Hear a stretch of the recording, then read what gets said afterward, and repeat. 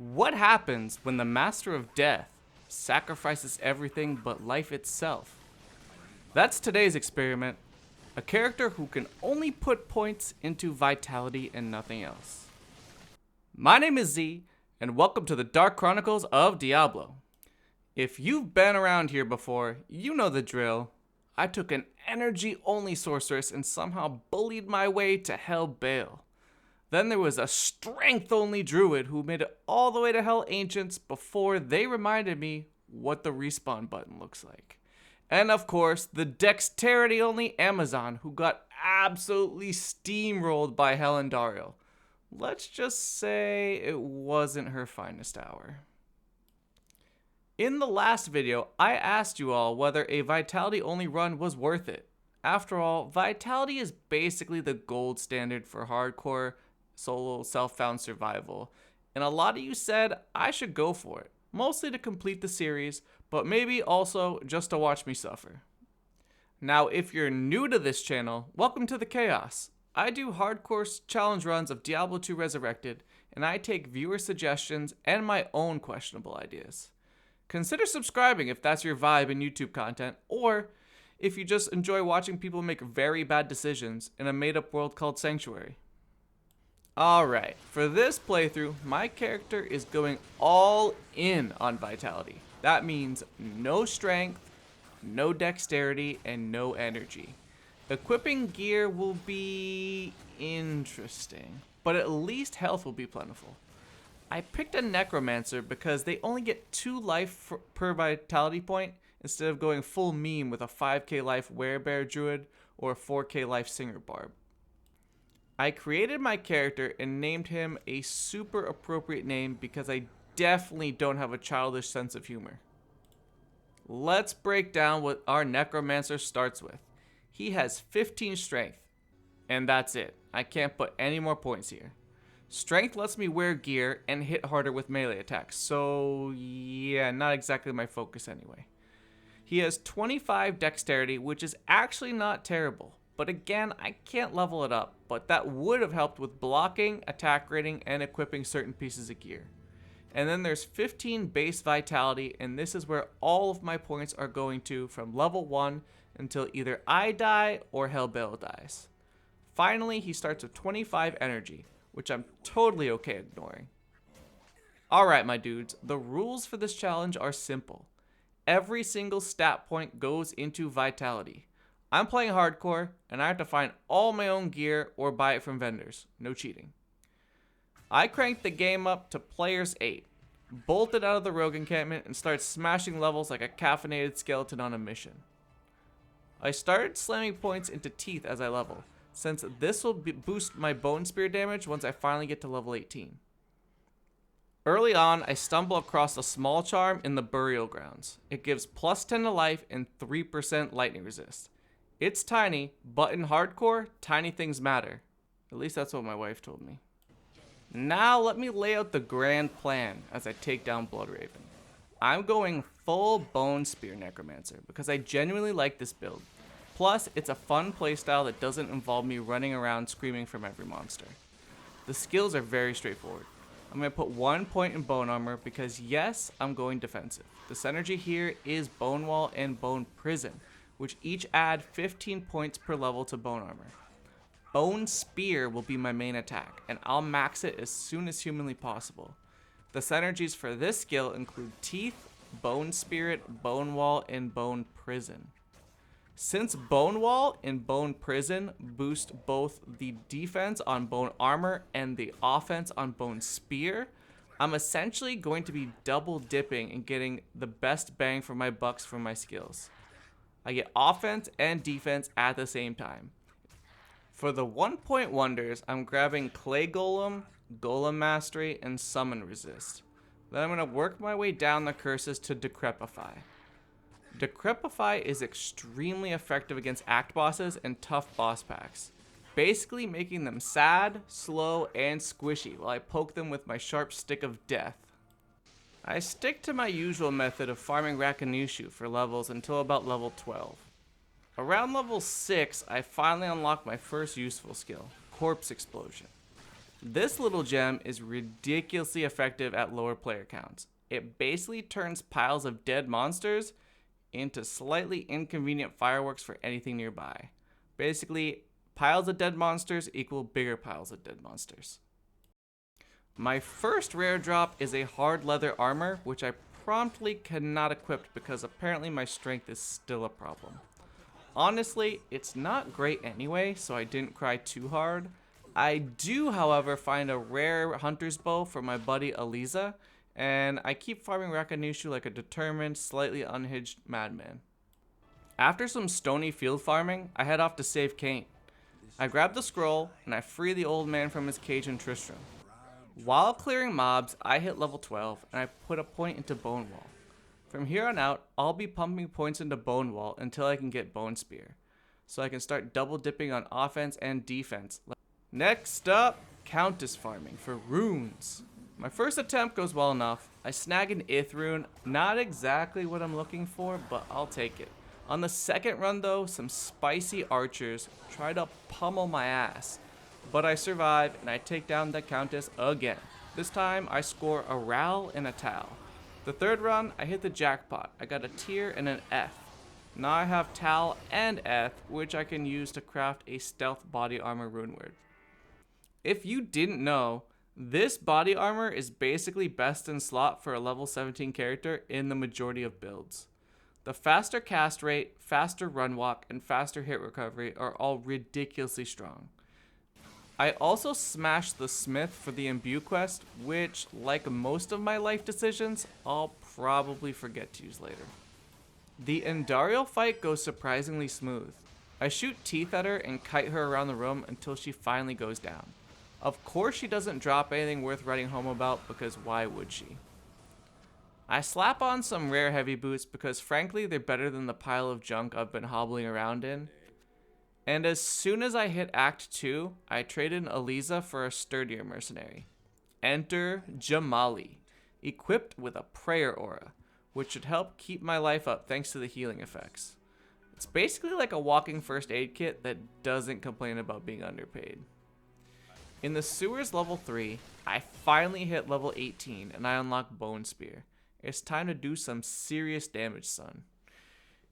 I'm going to start sending some demons screaming back to whatever fiery abyss they crawled out of. I even run into Radamant, which I promptly shoot in the face with some bone spears until he coughs up the Book of Skill. While exploring the halls of the dead, I find a unique mace. This is Crush Flange. You've probably seen me use it in past playthroughs. The stats on this are solid. 15 strength, 33% crushing blow, and 50% fire resist. But here's the problem. My Necromancer is still short of the 27 strength requirement. So sadly, it's just going to sit there and look pretty, and I'm not using it. I grabbed the Herodric Cube in the Halls of the Dead level 3, and later in the Far Oasis, I score an 8 life Grand Charm. Speaking of Grand Charms, the Maggot Lair delivers a 6 strength Grand Charm, which is a perfect roll. Since I can't put points into strength, this little boost is incredibly welcome. It lets me equip more gear and makes me feel slightly more competent. Smashing bugs is kind of my thing, so I take down Coldworm the Burrower and snag the Staff of Kings. In Luca Lane, I chat with Drognan, who conveniently has a wand for sale that gives me +1 to Bone Spear, an upgrade that I'll happily purchase to boost my damage. Over in the Claw Viper Temple, Fangskin and his buddies get slammed with some Bone Spears, and I pick up the Amulet of the Viper. The Arcane Sanctuary goes smoothly. The Summoner wasn't much of a challenge and dies almost instantly. I hit level 24 while clearing the Tomb of Tal Rasha, and I put my point into Decrepify. Let's take a second to appreciate this skill. It reduces enemies' damage by 50%, their attack speed by 50%, and their run walk speed by 50%. Basically, it's the ultimate curse for bosses. The in-game equivalent to slowing down your annoying coworker with 3 passive-aggressive emails. I know we've all done that. Come on, man. Speaking of bosses, I descend into Tal Rasha's chamber, and I take on Duriel, the Lord of Pain. This fight is extremely easy.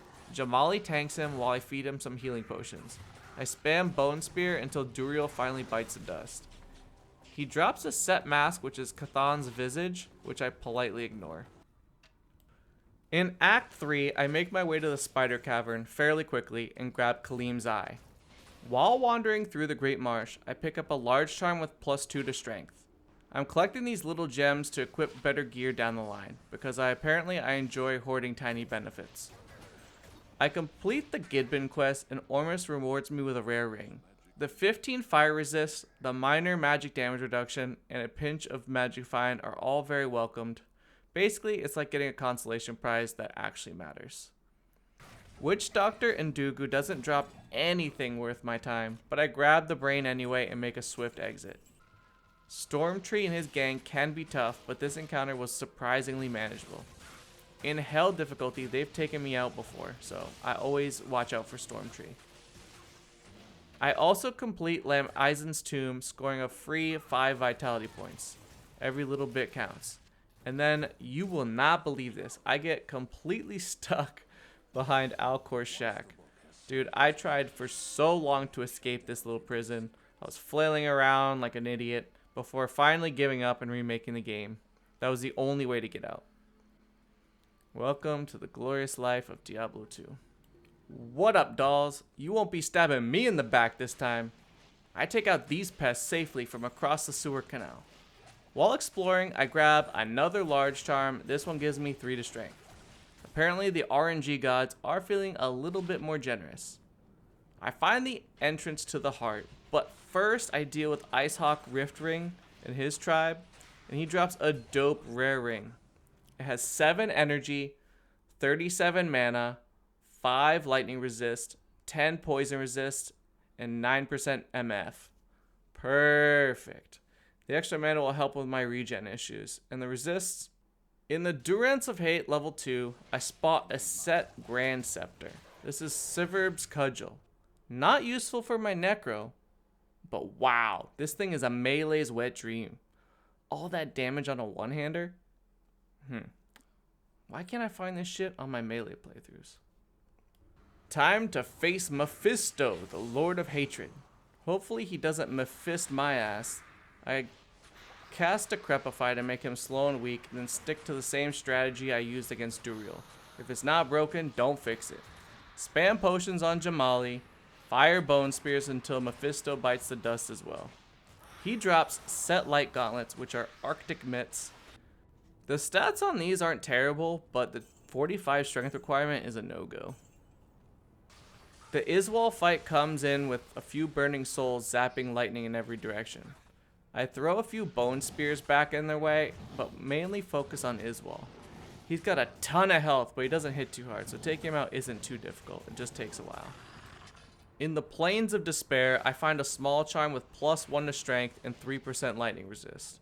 At this point, I'm basically rolling in strength charms, which is ridiculously convenient. I decide to spend some gold gambling for belts, and the one I decided on gives me +5 to strength and 7% lightning resist. But the real highlight? I ended up gambling Hawanin's Blessing. Not useful for this character, let me tell you, but the odds of actually gambling that from a vendor are roughly 1 in 1,000. So I kind of bask in RNG glory for a minute, and then I head back into Act 4. After killing a few mobs, I head back to Act 2, and I grab a 3-socket large shield from Farah. That way I can make the Ancient's Pledge rune word before tackling Diablo. I use this shield in a lot of my playthroughs, because it has a ton of resistances in the Vulpine affix, which regenerates mana every time you take damage. In the Chaos Sanctuary, I stumble upon a set amulet, which is Iratha's Collar. I don't use it here, but the set is solid if you manage to collect a few pieces. Time to face Diablo, the Lord of Terror. I politely present him D's nuts and start slamming bone spears into his chest while Decrepify is active. Jamali stands no chance, which I fully expected. I use my curse and kiting skills to dodge his big attacks while peppering him with bone spears. The Lord of Terror falls and he drops a unique longbow, which is Wizened Draw. Fantastic for Frostmaiden playthroughs, but sadly not very useful for this Necro. Still, it's always nice to see a rare drop that actually makes me pause and check it out. On the trek up Mount Arya in Act 5, I find a set Gothic plate in the Bloody Foothills. This is Saigon Shelter. Perfect for Jamali since my Necro will never hit 70 strength on this playthrough. I promptly send Shank the Overseer packing and start filming Eldritch the Rectifier like it's my side hustle.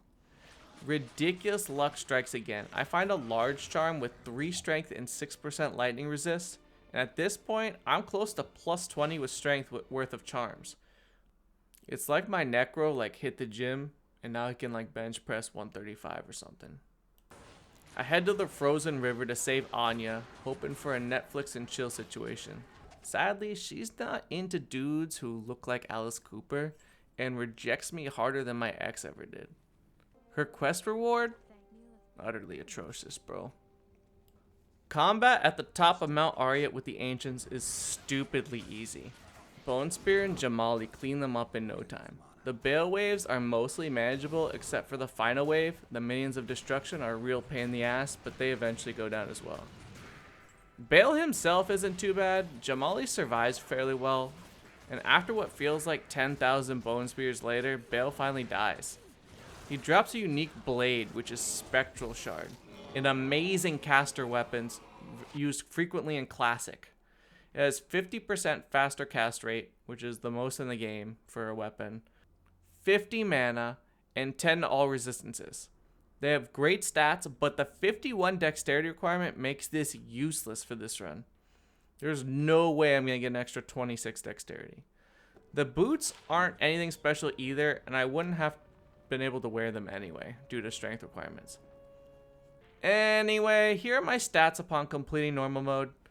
I'm level 34. I got 38 strength, 32 dexterity, 185 vitality, 37 energy. My Bone Spear damage is about 330. For life, I have 472 life, 163 mana. My resistances are 73 fire, 75 lightning, 62 cold, 75 poison, and my faster cast rate is 25%, and I have 4 mana after each kill. Not bad for a dude who only puts points into vitality. I'm basically a tanky, slightly stronger, skeletal death machine weirdo with a minor charm addiction. I don't know what the hell I am. Anyway, here's my gear upon completing normal mode. I'm not going to read you every single piece, but feel free to pause or slow down the video if you want to inspect the loot in full detail. Oh, by the way, I am now officially Destroyer Massive Boner. Yeah, that doesn't really sound right. If you stuck around through all of this chaos, thanks my dude. You're officially invested. Hit that subscribe button if you want more hardcore insanity, ridiculous loot drops, and other stuff. Massive Boner has survived. For now. Stay tuned as Nightmare will drop this time next week on Saturday at 3 p.m. Eastern Standard Time. If you made it this far to the end of the video, smash a comment below. Include the code word PC in your comment somewhere so I know that you're an OG and watch the whole damn thing. That's all I have for today. Alright, my dudes. Z is out. Peace.